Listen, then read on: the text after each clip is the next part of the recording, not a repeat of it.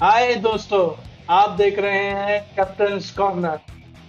और पहला सुपर 8 मैराले का पहला मैच पाकिस्तान वर्सेस न्यूजीलैंड। और टॉस बड़ा अहमियत इख्तियार कर गया क्योंकि बादलों ने कोलंबो को अपने घेरे में ले लिया। आए हम मालूम करते हैं इस हवाले से आपका क्या ख्याल है कि टॉस कितना अहमियत इख्तियार कर गया इस मैच में। बिल्कुल, कोलंबो इस वक्त बातों के घेरे में है और टॉस की अब अहमियत बहुत बढ़ चुकी है क्योंकि घर पे सूरज भी आएगा और ये सुपर हिट मुकाबला है तो हर पॉइंट बहुत इंपॉर्टेंट हो गया। तो मेरे ख्याल में टॉस की अहमियत बढ़ गई है और अभी जो इसमें मैंने देखा है ज़्यादातर वो यही देखा है कि जो टीम टॉस जीतती है वो पहले दूसरे बल्ले को पकड़ जाती है ताकि सीमिंग कंडीशन का फ़ायदा उठा सके और फिर चेस करते हुए सारी सिचुएशन को अपने हाथ में रखे और रन रेट को मेंटेन कर सके क्योंकि विकेट्स इन हैंड मैटर करेगा और फिर रन रेट मैटर करेगा। टॉस तो बिल्कुल जैसे कि आपने कहा कि अहमियत इख्तियार कर गया, लेकिन साथ में जो दोनों टीमें हैं वो इस हालात में क्या मैदान में उतारेंगी, क्या सिचुएशन, क्या लाएमल बनाएगी, इसके बारे में आप क्या कहेंगे। बिल्कुल, सबसे पहली चीज़ तो यही है कि पाकिस्तान का जो स्पिन डिपार्टमेंट है वो बहुत हैवी है। तो अगर पाकिस्तान ओवरहेड कंडीशंस में इस तरह बारिश और रहेगी तो सीमिंग कंडीशंस होंगी। पाकिस्तान के premier fast bowler Shaheen Shah वैसी फॉर्म में नहीं है और अब लगता ये है कि नसीम शाह पे ट्रस्ट नहीं कर पा रही टीम मैनेजमेंट, या यूँ समझ लें कि उनकी जो 11 की फॉर्मेशन है, जो कॉम्बिनेशन है उसमें वो नहीं पूरा उतर रहा है। तो मुझे नहीं लगता कि वो उनके साथ जाएँगे। हाँ, बैटिंग में जो पाकिस्तान का एक है कि एक पावर बीच में थोड़ी-सी ऐसा लगता है कि जैसे कुछ कमी सी है। तो फ़खर मेरे ख़्याल में वो कमी पूरी कर सकते हैं। और फिर फ़खर का रिकॉर्ड न्यूज़ीलैंड के खिलाफ और चेस में हम जानते हैं कि बहुत ही अच्छा है। इवन ये कि लेफ्ट आर्म ऑफ ब्रेक को भी बहुत अच्छा खेलते हैं वो। सोधी को भी उन्होंने बहुत अच्छा खेला हुआ है। तो मुझे ऐसा लगता है कि फ़खर की जगह बनेगी। और जहाँ तक न्यूज़ीलैंड का ताल्लुक है, तो न्यूज़ीलैंड मुझे लगता है कि अपना स्पिन डिपार्टमेंट स्ट्रॉन्ग करेगी। हो सकता है कप्तान आ जाएँ और सोधी वापस आ जाएँ टीम के अंदर। बाकी बैटिंग लाइन का तो कोई मुकाबला नहीं है। जिस तरह की फॉर्म में इस वक्त साइफर्ट और एलन मौजूद हैं तो मेरा नहीं ख्याल कि बैटिंग में उनको कोई बहुत ज़्यादा चेंजेस की ज़रूरत है। ये ज़रूर है कि न्यूजीलैंड के फास्ट बॉलर्स भी कोई इतनी अच्छी फॉर्म में नहीं है इस वर्ल्ड कप में, लेकिन ये है कि ओवर कंडीशन में न्यूजीलैंड के बॉलर्स शायद बेहतर परफॉर्म कर सकेंगे।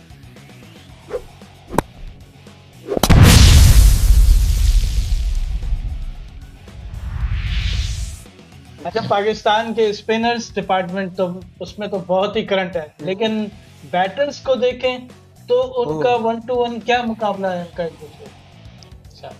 बिल्कुल इस वक्त न्यूजीलैंड के बैट्समैन जो जिस फॉर्म में इस वर्ल्ड कप में हैं उनका कोई कंपैरिजन नज़र नहीं आता। अगर one two one top 5 batters का सिर्फ स्ट्राइक रेट ही देख लें तो सिर्फ एक साहिबजादा फरहान एक ऐसे बैट्समैन है जो इस वक्त लगता है कि कोई मुकाबला कर रहे हैं। 164 के स्ट्राइक रेट से इस वर्ल्ड कप में खेल रहे हैं वो।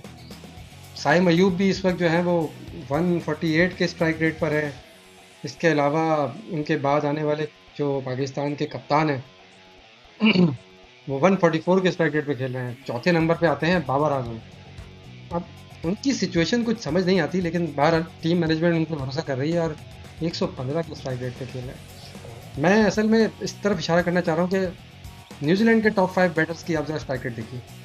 एलन इस वक्त खेल रहे हैं 178 के स्ट्राइक रेट पे। साइफर्ड इस वक्त खेल रहे हैं इस वर्ल्ड कप में 167 के स्ट्राइक रेट पे, ऑलमोस्ट 168। तीसरे नंबर पे मिचेल हैं, डेरन मिचेल 150 के स्ट्राइक रेट पे। और चौथे नंबर पे आते हैं ग्रैंड फिलिप्स 186 के स्ट्राइक रेट पे खेल रहे हैं।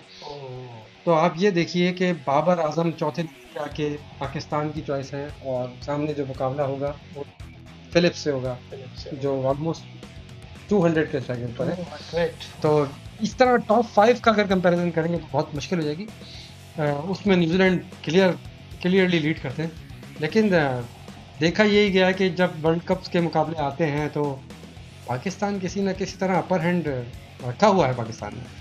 अच्छा, पाकिस्तान में ऑलराउंडर की तो मेरे ख्याल में कमी नहीं है। इससे पहले राउंड मैचेस में भी पाकिस्तानी ऑलराउंडर ने बड़ी परफॉर्मेंस दिखाई है, लेकिन आपका क्या ख्याल है कि इन दोनों टीमों के दरमियान क्या मुवाजना करेंगे ऑलराउंडर्स के, इसके बारे में आप। पाकिस्तान के कोच को देखें ना अगर आप, तो उनका तो पूरा झुकाव ही ऑलराउंडर की तरफ है। तो पहले भी इस बारे में बात की है और हम फिर इस बारे में बात कर रहे हैं कि माइक जो है वो कप्तान के साथ मिलके इसी स्ट्रेटजी पे हैं कि ऑलराउंडर्स की ही टीम बनाई है। वो चाहते हैं बैटिंग में डेप्थ, क्योंकि मुझे ऐसा लगता है, या मुझे ऐसा लगता है कि माइक इस तरह से सोचते हैं कि पाकिस्तान अक्सर बैटिंग कोलैप्स कर जाता है, तो उसके लिए उनको वो डेप्थ चाहिए नंबर 9 तक, जो जाके किसी भी मैच में किसी भी वक्त किसी पोजीशन में वहीं मशरफ को जिनकी बैटिंग बॉलिंग आ रही है। लेकिन लगता यही है कि वो ऑलराउंडर्स पे बड़ा हैवीली डिपेंड करते हैं।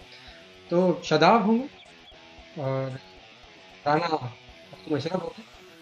इसके अलावा हमें लगता है कि साइम अयूब का बड़ा इंपॉर्टेंट ऑलराउंडर्स में, तो मुझे लगता है कि नवाज भी बड़े ही अच्छे से बड़ी ही अच्छी परफॉर्मेंसेस देते हुए आ रहे हैं। जहाँ तक बात है न्यूजीलैंड की, तो कप्तान के फिट लगते हैं, वापस आ गए हैं। तो सेंटनर जो है मुझे लगता है कि वो अच्छा बैटिंग भी कर लेते हैं, बॉलिंग भी कर लेते हैं। इसके अलावा चैपमैन भी हैं।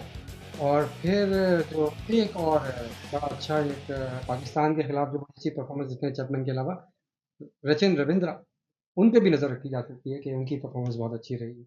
ये तो बातें हो गई हैं हम्म। तमाम प्लेयर्स की और बैटर्स बॉलर्स की और ऑलराउंडर्स की। लेकिन अगर बारिश होती है तो उस सूरत में आपका क्या ख्याल है, कौन जीत पाएगा ये मैच? मुझे तो लगता है कि अगर बारिश हो जाए और बारिश ही मैच जीत जाए और एक पॉइंट मिल जाए दोनों टीमों को, तो वो बहुत अच्छा रहेगा।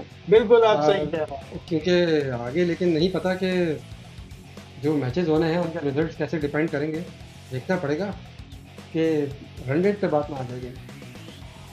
रन रेट पे तो बात आएगी, ऐसा लग रहा है। ऐसा लग रहा है, तो क्योंकि पाकिस्तान जहाँ पे वो रन रेट पे बात ना आए, जब वो जीतेगा वो हारेगा तो वो पहुंचेगा वो तो पहुंचेगा, ये पहुंचेगा। बिल्कुल इस सिचुएशन ऐसे में। ही है। लेकिन और ये टीम थोड़ी सी युवा टीम है, थोड़ी सी नौजवान है, बाबर जैसे भी नौजवान शामिल। तो देखते हैं कि क्या होता है आगे। खैर, अब हम आ गए हैं उस सेगमेंट में जहां हम बताएंगे अपने top picks, top game changer Pakistan की तरफ से।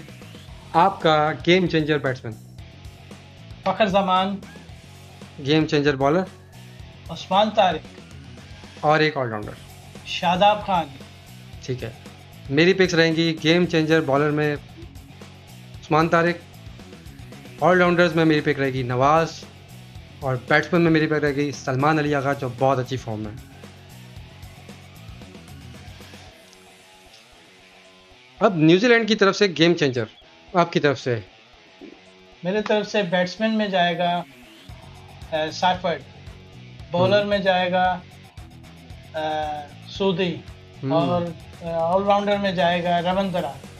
ठीक है, मेरी चॉइसेस होंगी सेंटनर ऑलराउंडर में, और बैटिंग में मैं लूँगा ग्राइंड फिलिप्स को। और क्या रह गया है अब मेरी तरफ से? ऑलराउंडर हो गया, ऑलराउंडर अब बॉलर रह गया। तो बॉलर में मैं जाऊँगा फर्गसन पे।